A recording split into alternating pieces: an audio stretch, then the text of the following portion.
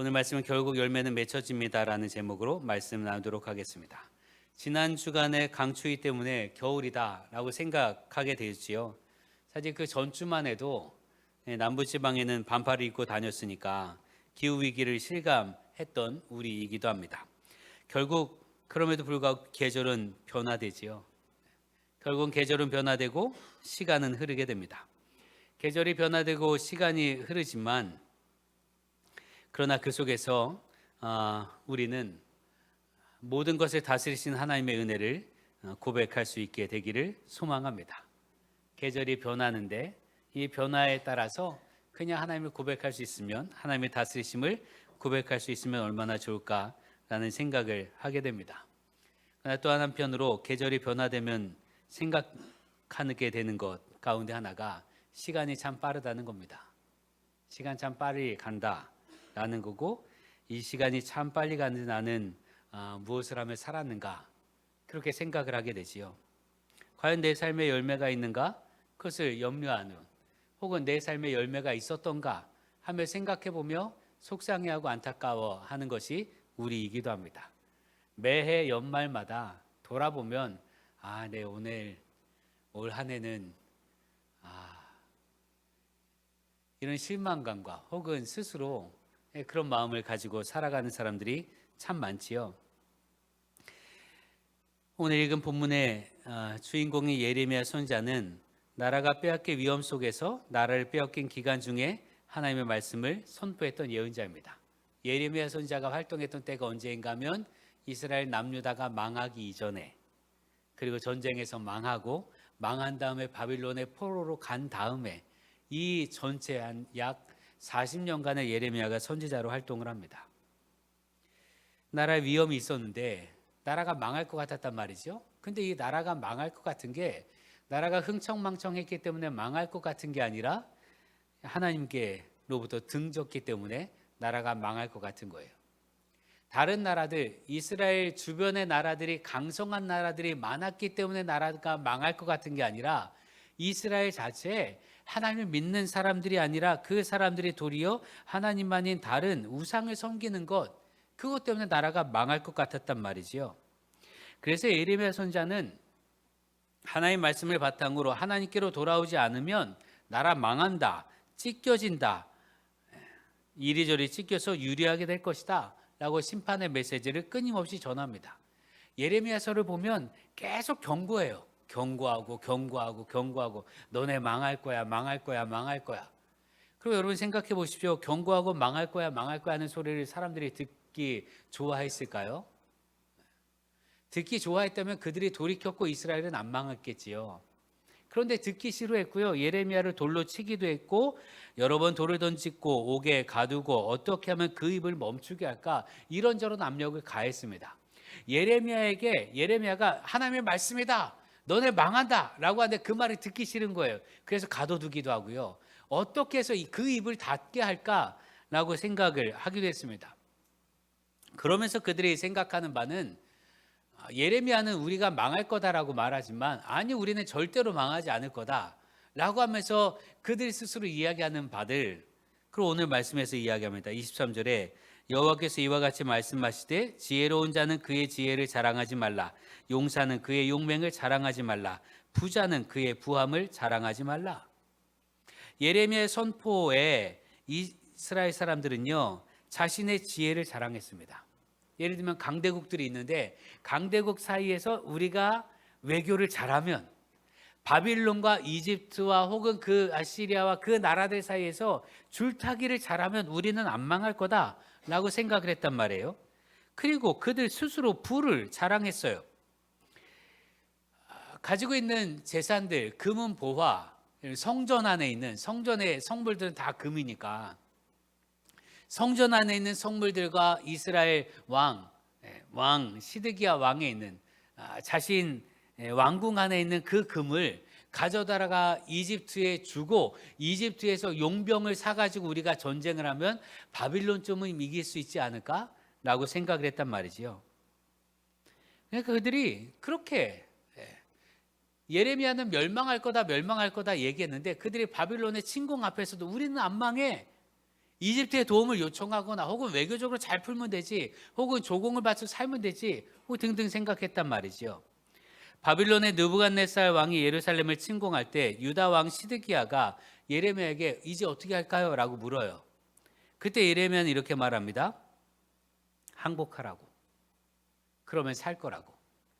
예레미야 38장 20절 21절을 보면 예레미야가 이르되 그 무리가 왕을 그들에게 넘기지 아니하리다. 원하옵나니 내가 왕에게 아뢰는 바 여호와의 목소리에 순종하소서. 그리하면 왕이 복을 받아 생명을 보전하시리이다. 그러나 만일 항복하기를 거절하시면 여호와께서 내게 보이신 말씀대로 되리이다. 하나님께서 나에게 말씀하신 건 항복하라는 겁니다. 그러면 산다고 합니다. 그러나 만일 왕이 항복하지 않으면 그럼 내게 말씀하신 대로 찢겨지고, 시드기야는 결국 이 예레미야의 말을 듣지 않아서 예루살렘 성은 함락되었고 예루살렘 성전은 무너졌고 성전 안에 있는 모든 성물들은 빼앗기고 시드기야는 눈이 뽑힙니다. 그렇게 바빌론에 끌려가게 되지요.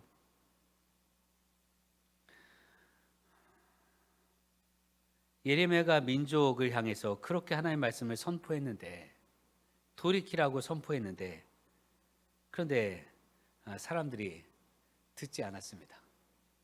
이스라엘 백성들도 듣지 않았고, 시드기야 왕에게 항복해야 됩니다. 그래야 나라와 민족을 살립니다. 그렇게 했음에도 시드기야 왕도 듣지 않았습니다. 예레미야는 선포할 때마다 하나님의 말씀이다, 하나님의 말씀이다. 하나님께서 예레미야에게 주신 말씀이기 때문에 선포했단 말이죠. 그러나 그 결과는 그 누구도 예레미야의 말을 듣지 않았다는 겁니다. 여러분, 하나를 마무리하는 중에 특히 이제 성탄이 연말에 있는지라 우리 그리스도인들은 성탄으로부터 시작해서 한 해를 시작합니다만, 그러나 동시에 한 해의 마무리를 떠올리게 되잖아요. 그럼 종종 여러분이 하는 말 중에 이런 말을 듣곤 합니다. 올 한 해 해놓은 게 없다. 이룬 것이 없다. 올 한 해만이 아니라 서로 시간을 보내면서 내가 인생 헛살았나 보다. 난 이룬 것이 없다. 내가 뭐 하나 한 게 없다. 제대로 해놓은 게 없다라고 말하는 말을 종종 듣습니다. 어찌 보면 그냥 푸념 정도로 생각하고 흘려넘길 수도 있겠지만 이게 우리의 고민이잖아요. 정말 내 삶에 내가 이룬 것이 뭔가 하고 말이죠. 근데 여러분, 내가 살아온 날들에 대해서 후회한 적이 있습니까? 주로 언제 후회를 합니까? 올 한 해 이렇게 살았다 저렇게 살았다 후회할 때가 보통 언제인가? 여러 가지가 있겠습니다만 열매가 없을 때, 결실이 없을 때 대부분 후회하게 됩니다. 눈에 보이는 결실이 없을 때, 내가 올 한 해 최선을 다해 살았는데 눈에 보이는 결실이 없을 때, 예를 들면 사업이 확장되든지 뭐가 나타나든지 뭔가 드러나든지 혹은 뭐가 있든지 뭐 어느 정도 성취를 했든지 자격증을 땄든지 혹은 등등 눈에 보이는 결실이 없을 때면 우리는 후회합니다. 내가 뭐 했는가? 내가 뭐 때문에 살았는가 하고 말이죠. 그렇게 생각하는데 다른 사람들이 나에게 그런 말하면 더 화가 나지요. 너 지금까지 뭐 했냐? 라고 그러면서 정말 속상하고 안타깝습니다. 너 지금까지 살면서 뭐 했길래 뭐 이룬 게 뭐가 있어? 라는 얘기를 하면 나도 내가 이룬 거 없다라고 생각을 하는데 이룬 게 뭐가 있어 하면 열받잖아요. 그러니까 이거 가지고 막 싸우고 그런단 말이지요. 왜요? 내 삶 전반에 대한 도전이기 때문에 그렇습니다. 정말 내가 헛살았는가? 여러분의 2023년 어떠합니까? 열매를 거둔 삶이었습니까? 여러분의 애쓰고 수고한 만큼의 열매가 있습니까? 결실이 있습니까? 그래서 내가 스스로 생각할 때 난 2023년 참 잘 살았다 그렇게 고백할 만합니까? 여러분을 체근하려고 하는 것이 아니라 그런 말들 때문에 우리는 위축된다 이거죠. 왜요? 열매가 내가 생각한 만큼, 내가 기대한 만큼 열매가 없기 때문에 그렇습니다. 사실 우리 시대, 우리 사회는요, 열매를 강요합니다. 열매를 강요하는 시대 속에 살아가고 있습니다. 교회에서도 열매를 강요하고 열매를 열매를 맺으라고 이런저런 압박을 다 하죠. 여러분, 한국 교회는 이른바 이제 미자립 교회라고 하는 작은 교회들이 있습니다. 작은 교회에 보면 그 작은 교회가 아니면 교회를 나갈 수 없는 분들이 그 교회를 섬기며 그곳에서 예배드리거든요. 그래서 예배드리는 사람이 10명이든 5명이든 그분들 없으면, 그 교회가 없으면 그분들은 갈 곳이 없어요.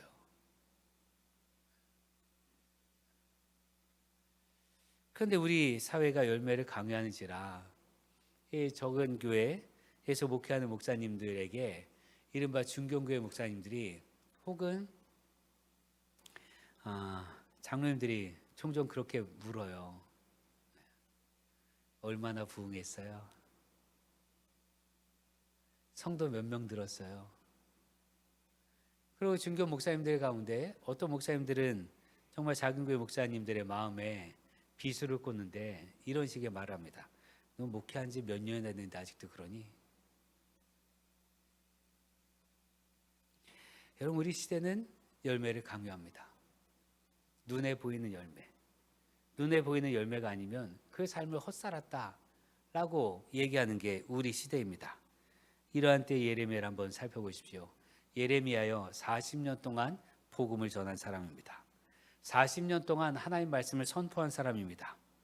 40년 동안 하나님께 돌아오라 그러면 너희가 살 거고 하나님께 돌아오지 않으면 너희는 멸망할 거다. 이 얘기를 40년 동안 멸망했을 때에도 똑같이 얘기합니다. 너희가 이제 돌이키면 하나님께서 회복시켜 주실 것이다. 이 얘기를 그의 평생에 40년 동안 선포했는데 아무도 듣지 않았습니다. 예레미야 선지자가 한 일은 하나님 말씀을 전하는 거였어요. 돌아오라 돌아오라. 하나님께로 돌아오면 산다. 너네 우상을 버리고 돌아오면 산다. 이게 40년 동안 한결같이 했던 얘기예요. 그런데 이스라엘 백성이 한 사람도 돌이키지 않았습니다. 만일 돌이켰다면 그들은 망하지 않았을 거예요.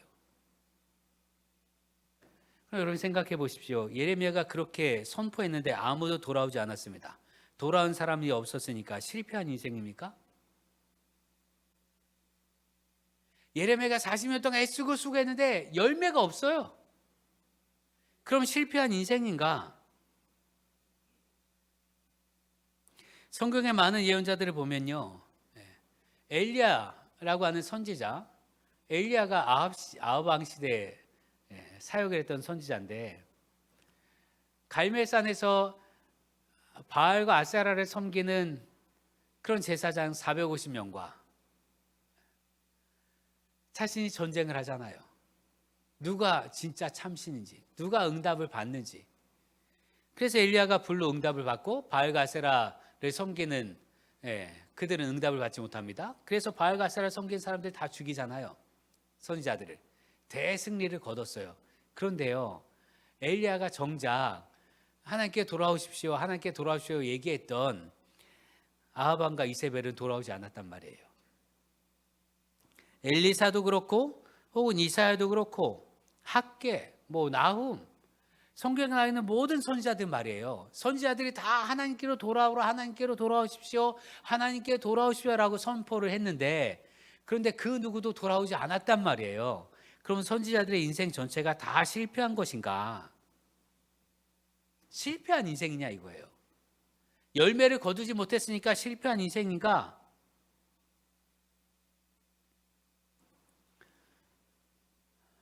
아니요, 그들은 하나님의 말씀을 전한 것만으로 그것이 그들에게 주어진 임무이기도 하고 사명이기도 하기 때문에 하나님을 전하고 하나님의 사랑을 전한 것, 그것만으로도 그들의 삶은 성공한 인생이라 할 것입니다. 오늘 말씀 뭐라고 합니까? 24절에 자랑하는 자는 이것으로 자랑할지니 곧 명철하여 나를 아는 것과 나 여호와는 사랑과 정의와 공의를 땅에 행하는 자인 줄 깨닫는 것이라. 나는 이 일을 기뻐하노라. 여호와의 말씀이니라. 이스라엘 백성들은 예레미야가 하나님께로 돌아오십시오라고 얘기했는데 그들은 그러지 않았고요. 자랑하기를 나는 지혜를 자랑하고 힘을 자랑하고 재물을 자랑하고 그래서 지혜로 이길 수 있고 지혜롭게 자기의 판단과 지혜로 외교를 잘하면 망하지 않을 것 같고 돈을 풀면 망하지 않을 것 같고 용맹하게 하면 망하지 않을 것 같고 자기 힘을 의지하였는데 하나님께서 이렇게 말씀하신 거예요. 자랑하고 싶은 사람은 자기 힘을 자랑하는 것이 아니라 나를 아는 것을 자랑하라고. 하나님을 알고 있다는 것이 우리의 자랑이 될 줄로 믿습니다. 하나님을 아는 것, 여러분 하나님을 아는 것으로 2023년을 보냈다면 여러분 잘 살았습니다. 2023년을 허무하게 헛되게 아무 의미 없이 사는 것이 아니라 2024년에 특별히 2022년보다 더 내가 하나님을 알았습니다 하면 여러분의 삶에 성취가 있는 줄 깨달으시길 바랍니다. 하나님 어떤 분이십니까? 구원하시는 분이시고 만군의 주 여호와 창조주 되시는 하나님이십니다. 그 하나님을 알게 됐다면 이게 내 삶의 가장 큰 열매가 아니겠습니까? 만군의 주 여호와 하나님, 천지를 지으신 하나님, 세상의 주권자 되신 하나님, 우리를 구원하신 하나님, 그 하나님을 내가 알게 됐다면 그거보다 더 귀한 열매가 어딨냐 이거예요. 눈에 보이는 열매가 아니라 할지라도, 내 눈에 보이는 당장의 결실이 아니라 할지라도, 당장의 내 통장에 잔고가 얼마나 늘어났다 뭐 이런 게 아니라 할지라도 내가 하나님을 알게 됐다는 것, 이것이 여러분의 기쁨이 되길 주의 이름으로 축원합니다. 또 무엇을 자랑하라 합니까? 나 여호와는 사랑과 정의와 공의를 땅에 행하는 자인 줄을 깨닫는 것이라. 사랑과 정의와 공의를 땅에 행하는 자. 하나님께서요 역사하시는 분이에요. 역사하신 하나님을 알게 됐다는 것, 그게 우리의 자랑이 되어야 할 줄로 믿습니다. 하나님 뭐라고 하십니까? 나는 이 일을 기뻐하노라 여호와의 말씀이니라. 하나님께서 우리에게 역사하시는 것을 기뻐하십니다. 우리를 구원하시는 것을 기뻐하십니다. 우리에게 긍휼 베푸시는 것을 기뻐하십니다. 이게 하나님의 기쁨이라는 거예요. 그러니 그 하나님을 알고 있다면 이것이 우리에게 얼마나 큰 기쁨이겠습니까? 이것이 얼마나 우리에게 가장 중요한 일이겠는가? 여러분, 신년 축복 성구를 준비하면서 놀라운 사실을 발견하게 됐는데, 예레미야요 그렇게 망할 거다 망할 거다 망할 거다, 너네 하나님께로 돌아오라 돌아오라 돌아오라 그렇게 많이 선포했고, 예레미야서 전체를 그렇게 선포했는데 참 놀랍게도 백성을 위로하고 희망과 비전을 주시는 말씀 있잖아요. 아, 이 말씀은 우리에게 힘이 될 거야, 이 말씀은 우리에게 위로가 될 거야, 이 말씀은 우리에게 용기가 될 거야 하는 말씀들은 예레미야서에 가장 많습니다. 너네 망할 거야 라고 말하는데, 그러나 동시에 희망과 소망을 이야기하는 말씀들이 많다 이거지요. 위로와 희망은 힘겨울 때 더욱 필요하기 때문에 그렇습니다. 또한 동시에 하나님은 우리를 위로하시는 분이고, 희망을 주시는 분이고, 소망을 주시는 분이고, 긍휼을 베푸시는 분이시고, 우리를 이렇게 세워주시는 분이기 때문에 그렇습니다. 그러니 여러분, 그 하나님을 아는 것, 그것이 우리의 열매가 되기를 주의 이름으로 축원합니다. 그것이 열매가 돼서 내가 누군가를 자랑할 때, 내가 무언가를 자랑할 때, 아, 내 사업이 이만큼 확장되었어요 자랑하는 것이 아니라, 내가 조금 더 하나님을 알게 됐어요, 내 삶에 베푸신 하나님의 손길을 알게 됐어요, 그렇게 자랑할 수 있는 우리 되기를 기도합니다. 왜냐하면 하나님께서 모든 것을 행하실 것이기 때문에 그렇습니다. 하나님이 우리 삶을 책임져 주십니다. 내가 하나님께 붙어 있으면 하나님께서 모든 내 삶의 모든 열매를 맺게 하여 주십니다. 예수님께서 뭐라고 하셨습니까? 나는 포도나무요 너희는 가지니 저가 내 안에 내가 저 안에 너희가 내게 붙어 있으면 많은 열매를 맺나니 이로써 하나님과 너희의 기쁨이 될 것이라. 이게 주님의 말씀이에요. 주님을 떠나서는 열매를 맺을 수 없다라고 예수님 말씀하셨습니다. 그러니까 내가 하나님을 아는 것, 내가 하나님께 붙어 있는 것, 내가 하나님을 자랑으로 삼는 것, 그것 자체가 우리에게 열매 맺는 충분한 조건이 됨을 믿으시길 바랍니다. 주님께 붙어 있으면 열매 맺을 수 있습니다. 반드시 열매를 맺습니다. 아이들은요, 방울토마토 묘목을 심잖아요. 그럼 그 다음날 가서 그 묘목에 방울토마토가 열매 맺는 걸, 방울토마토가 맺는 걸 기대하며 그 밖에 갑니다. 그러니까 우리는 알잖아요. 묘목을 심으면 좀 자라나고 꽃이 피고 꽃이 떨어져야 열매를 맺는다는 거 안단 말이에요. 그런데 아이들은 그게 중요하지 않아요. 심었으면 얘 방울토마토 나무라면 방울토마토가 열려야지. 그러니까 그 다음 날에 가서 열매를 받으려고 하는 거예요. 이것이 우리의 믿음이 되어야 할 줄로 믿습니다. 왜냐하면 하나님께서 우리에게 은혜를 주십니다. 하나님이 우리에게 열매 맺게 하십니다. 그 하나님 우리가 압니다. 그럼 우리가 기대할 게 뭐예요? 열매입니다. 그 과정 중에 뭐가 있고 이건 다 생략하고 하나님, 내가 하나님을 믿습니다. 선하신 하나님을 믿습니다. 하나님의 역사하심을 믿습니다. 열매 맺게 하시는 하나님을 믿습니다. 그러니 내 삶에 열매 주십시오. 이렇게 할 수 있는 우리 되기를 기도합니다. 하나님은 반드시 열매 맺게 하시는 분이시기 때문에 그렇습니다. 여러분, 우리 인생에 눈에 보이는 결실, 눈에 보이는 결과, 그 눈에 보이는 것을 요구하는 이 시대에 여러분, 나는 별로 이룬 것이 없어요 하며 낙심하지 마시고, 내가 보건대 나는 아무것도 없네요 하며 속상해하지 마시고, 내가 하나님을 안다는 것, 만군의 주여 하나님을 안다는 것, 내가 예수께 붙어 있다는 것, 그것이 여러분의 기쁨과 자랑이 되길 주의 이름으로 축원합니다. 주님께 붙어 있으면 열매 맺습니다. 염려하지 마십시오. 걱정하지 마십시오. 하나님은 우리를 긍휼히 여기시며 우리를 구원하시며 우리를 돌보시는 걸 기뻐하신다고 하셨습니다. 그 일이 하나님의 기쁨이 됩니다. 그러니 여러분, 전적으로 하나님께 붙들려 주님을 의지하는 가운데 우리 삶에 열매 맺게 하시는 하나님의 은혜로 살아가는 우리 되기를 기도합니다. 기도하겠습니다. 은혜의 주님, 우리 자랑은 오직 하나님을 아는 것과 하나님께서 행하신 일을 보는 것과 주님의 역사하심을 기대하는 것임을 고백합니다. 우리 삶에 펼쳐주신 주님의 은혜로 내 삶이 충만케 하여 주시옵소서. 하나님, 원하건대 우리 믿음의 걸음에 지치지 않게 하시고 당장 열매가 없어 보여도 마침내 열매 맺게 하시는 주님의 은혜를 체험하게 하여 주옵소서. 포도나무 되시는 주님께 붙어 있으면 많은 열매를 맺게 될 것이라 주님께서 말씀하셨습니다. 그것이 너희의 기쁨이 될 것이다 말씀하셨사오니 말씀대로 우리 주님께 붙어 있으므로 풍성한 열매를 맺게 하여 주옵소서. 풍성한 열매 맺도록 오직 주님만을 바라며 오직 주님만을 찬양하며 오직 주님만을 사랑하는 우리 되게 하옵소서. 예수님의 이름으로 기도합니다. 아멘.